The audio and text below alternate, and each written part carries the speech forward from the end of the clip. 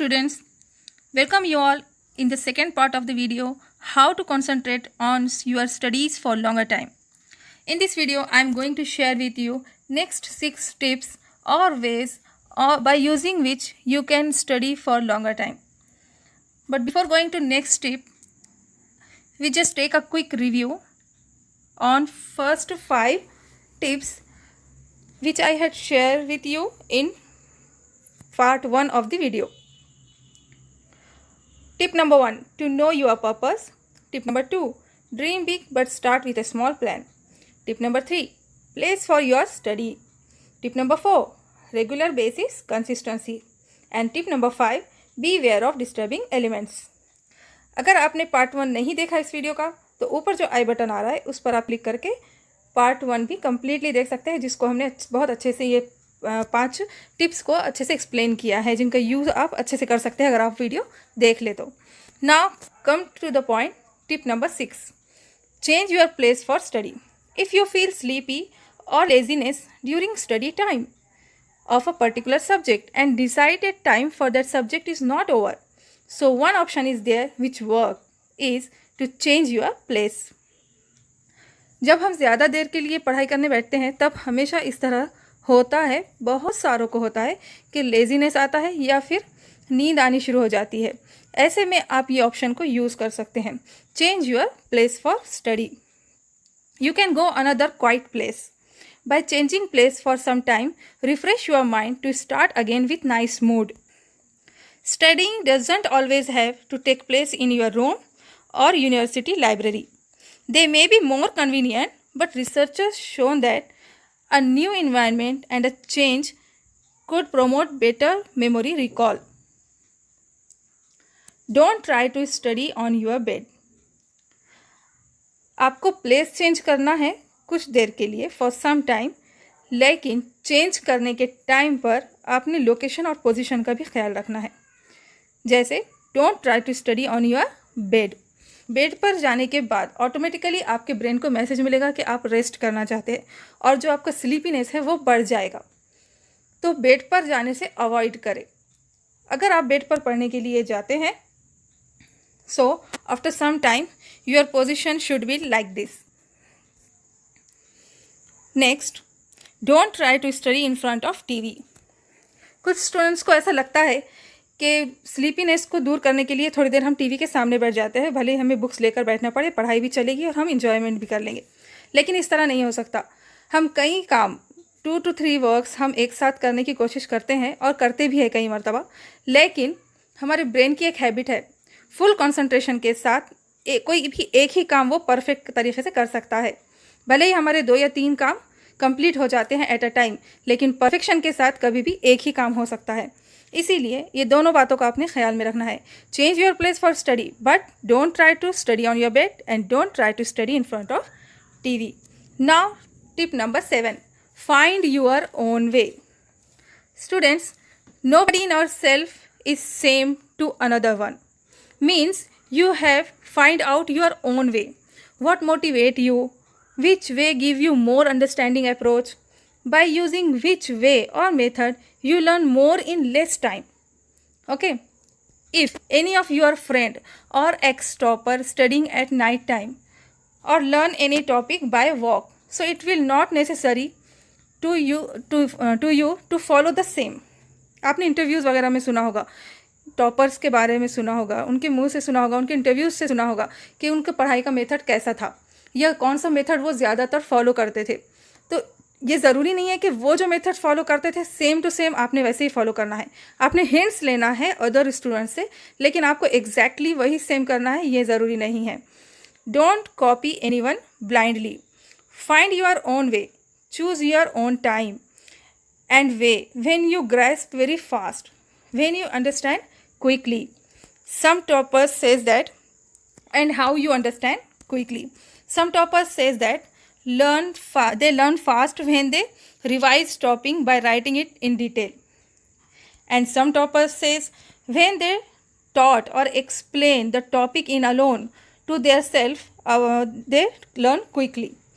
सबका मेथड अलग अलग होता है. किसी को बार बार लिखने से याद होता है, किसी को लाउडली पढ़ने से याद होता है, या फिर या फिर किसी को याद हो चुका कंटेंट को खुद को एक्सप्लेन करने में मज़ा आता है, समझाने में, और इस तरह से वो जल्दी समझ पाते हैं।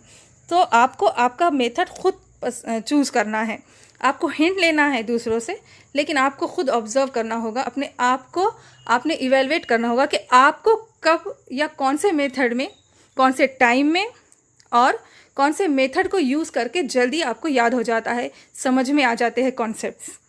Okay, so the best strategy is your own strategy. Now come to the tip number 8, change subject. This is a fact, students, that nobody like each and every subject. So if you are unable to continue your studies, one of the reason may be you feel bored to study that topic, or you don't want to study that subject anymore. At that time, simply you have to find out interesting subject from your to-do list for that day and start its study. Means you have to change subject according to your interest and you can't quit from your schedule. थोड़ी देर के लिए या ये tip आप हमेशा use नहीं कर सकते, कभी कभी sometimes you can use this tip. अगर आपको वो सब्जेक्ट बहुत ही ज़्यादा ड्राई लगता है या आपको बोर फील हो रहा है, तो आप ये सब टू डू लिस्ट जो आपकी होगी उस दिन की बनाई हुई, उसमें से आपका जो फेवरेट सब्जेक्ट है आप उसको उससे रिप्लेस कर सकते हैं। लेकिन जिसको रिप्लेस किया है, जिसकी वजह से बोर हो रहा था, उस सब्जेक्ट के बारे में भी आपको ख्याल रखना है, उस सब्जेक्ट के बारे में आपको बाद में स्टडी ज़रूर करनी है। So what is to do list? I have to format here for you. This is daily to do list और टुडे लिस्ट। यहाँ पर 2 फॉर्मेट है आपके सामने, जो आपका दिन भर का शेड्यूल आपको बताता है, या दिन भर का डिसाइडेड सब्जेक्ट्स और उनके स्मॉल पोर्शंस आपको बताता है। तो जब भी आपको कोई एक सब्जेक्ट के टाइम पर बोर होने लगे, आप टू डू लिस्ट में से आपका फेवरेट या इंटरेस्टिंग सब्जेक्ट निकाल कर पढ़ सकते हैं। वो टाइम के लिए आप उसको रिप्लेस कर सकते हैं, जिसकी वजह से आपका ब्रेन फ्रेश फील करेगा और एक न्यू स्टार्ट आप लेंगे स्टडी के लिए, लेकिन आप अपने शेड्यूल से क्विट नहीं करेंगे। Now come to the next tip number 9, to take a short break. It is essential to take break, specially when you want to study for a longer time. आपने सुना है ना, लंबी रेस का घोड़ा है, ये लंबी रेस के घोड़े हैं। बनना ही है आपको कि आपने आपका शेड्यूल बहुत बड़ा प्लान किया है आपके बहुत अच्छे एम के लिए, आपके टारगेट को अचीव करने के लिए। तो लंबी रेस का घोड़ा है, लेकिन आपको शॉर्ट ब्रेक बीच में लेने होंगे। ओके, वाई, क्यों लेने होंगे short break? Taking a break make you fresh. To take a short break make you fresh, controls your stress. Number 3, make your mood good and refresh you to start again with new mood. Number 4, build concentration. Number 5, avoid sleepiness. And number 6, avoid laziness. Short break बीच में लेने से ये सारे benefits आपको मिलेंगे, लेकिन आपको एक बात भी याद रखनी है, ख्याल रखनी है कि ये जो शॉर्ट ब्रेक है वो 10 to 15 मिनट्स का होना चाहिए, मोस्टली 10 मिनट्स का ही, इससे ज़्यादा नहीं होना चाहिए। Now what you have to do in this 10 to 15 minutes short break? इस शॉर्ट ब्रेक में आप क्या क्या कर सकते हैं, या आपको क्या करना चाहिए जो आपको आपके स्टडी शेड्यूल से बिल्कुल हटा ना दे, बल्कि आप सिर्फ रिफ़्रेश हो जाए, फ्रेश फील करें। Number 1, you can do light exercise. Indoor ही या आपके घर के आसपास में ही या आप रूम में ही कुछ लाइट एक्सरसाइज कर सकते हैं। Number 2, take some snacks and drink plenty of water. Number 3, you can join your family discussion, or you have spent some time with your family members. Number 4, go for a short walk. Number 5, make any refreshing drink for you. आप खुद अपने लिए भी बना सकते हैं कोई refreshing drink जो आपको पसंद हो। नंबर 6, प्रे और मेडिटेट। अगर टाइम है उस वक्त प्रेयर करने का तो बहुत अच्छी बात है कि आप प्रेयर कर ले या फिर मेडिटेट कर ले कुछ देर के लिए। You should follow any one of these and a driving force you feel in yourself to start again your studies. इनमें से कोई भी एक ही आपने यूज़ करना है एक टाइम का। Now come to the next tip and last, number 10. Don't cheat yourself. Always remember that studying is quality over quantity. क्या मतलब है इसका? It means that regularly with consistency and for longer time आपने study करना है, लेकिन उसके अंदर क्वालिटी भी होनी चाहिए. ऐसे नहीं कि पेरेंट्स, फ्रेंड्स और रिलेटिव्स को लगे कि जो सुबह से रूम में जाते हैं तो फिर शॉर्ट ब्रेक के लिए आते हैं कुछ देर के लिए और फिर से पढ़ाई में लग जाते हैं, बहुत पढ़ रहे हैं, बहुत ज़्यादा परसेंटेज आएगा, मीन्स सब का एक्सपेक्टेशन आप बढ़ा रहे हो उनके लिए, आपके लिए, ठीक है, आपके रिजल्ट के लिए, आपके एम को अचीव करने के लिए. तो आपकी स्टडी जो आप कर रहे हो रूम में जाकर, इतना देर जो आप बैठ रहे हो, स्पेंड कर रहे हो टाइम, तो आपकी स्टडी इफ़ेक्टिव होनी चाहिए. ये नहीं कि बस बुक्स ले रहे हैं बैठ रहे हैं, बुक्स ले रहे हैं बैठ रहे. इफ़ेक्टिव स्टडी होनी चाहिए, क्वालिटी वाली स्टडी होनी चाहिए. लॉन्गर टाइम के साथ साथ इफ़ेक्टिव स्टडी भी होनी चाहिए. What is mean by study effectively?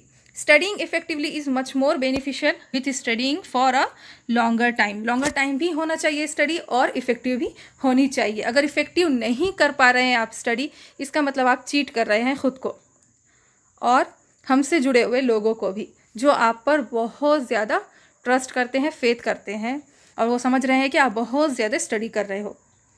Now अब आपको अपने आप को इवेलुएट करना है कि आपकी स्टडी इफ़ेक्टिवली हो रही है कि नहीं हो रही है.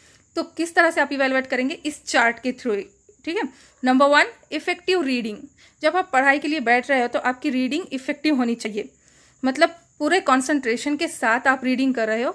सिर्फ ऐसे नहीं कि आइज़ आपके पढ़ रहे हैं और ब्रेन में आपके कुछ और प्लानिंग्स और कुछ और चल रहा है, ठीक है. फिजिकली आप बुक पढ़ रहे हो लेकिन मेंटली आप कहीं और घूम रहे हो.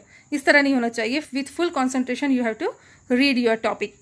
अगर आप फुल कंसंट्रेशन के साथ रीडिंग कर रहे हो, then next, understand concepts. Number 2, concepts आपको समझ में आने चाहिए. अगर आप सीरियसली और विथ कंसंट्रेशन पढ़ रहे हो तो कॉन्सेप्ट भी आपको समझ में आएंगे. ये अगर स्टेप सही हो गया है, इसका मतलब आपने फिर नोट्स निकालने हैं. Efficient note taking. Efficient note taking भी होनी चाहिए. इफ़िशिएंट नोट टेकिंग मीन्स जब आप पढ़ रहे हो, जब आपको समझ में आ रहे हैं कॉन्सेप्ट, तो आपको ये भी समझ में आएगा कि इम्पोर्टेंट पॉइंट्स कौन से हैं जिनको सिर्फ एक बार पढ़ने से बाद में मुझे ये सारा टॉपिक याद आ जाए. तो वो सारे इम्पोर्टेंट पॉइंट्स को आपने नोट के फॉर्म में बनाकर रखने हैं, नोट्स के फॉर्म में. Okay, efficient note taking. और जब ये तीनों स्टेप्स कंप्लीट हो जाएंगे, so then comes number 4, can easily retain और रिकॉल. ये तीनों स्टेप्स जब हो जाएंगे तो बाद में कभी भी आपको ये सारी चीज़ें जो भी आपने पढ़ा है विथ फुल कंसंट्रेशन, वो आपको इजीली रिटेन कर पाओगे आप और रिकॉल कर पाओगे. तो ये हो गया इफ़ेक्टिव स्टडी. लॉन्गर टाइम के लिए आपने ये सारे टिप्स को यूज़ करना है फ्रॉम नंबर 1 टू नंबर 10. एंड नंबर 10 includes longer study with effective one. Okay, longer study भी करना है और उसको इफ़ेक्टिव भी बनाना है आपने. Studying make your study effective by explaining your self, by writing और मेकिंग सम ट्रिक्स. कुछ ट्रिक्स भी आप बना सकते हो, जो चीज़ें आपको पसंद आती है या जो चीज़ें आपको इंटरेस्टिंग लगती है, name of the colour, name of the games, आप उससे कनेक्ट कर सकते हो उन चीज़ों को जो आपको याद रखने हैं सब्जेक्ट्स में. Okay, now by using these all tips number 1 to 10, or you can say ways, you can solve the problem of to be bored, to study for longer time, and you can study for longer time and effectively, efficiently as well, to achieve confidently your aim. So now stop wishing, start doing. Dream big, set goal, take action, and don't let anything stop you from reaching your goal. Good luck. Thanks for watching.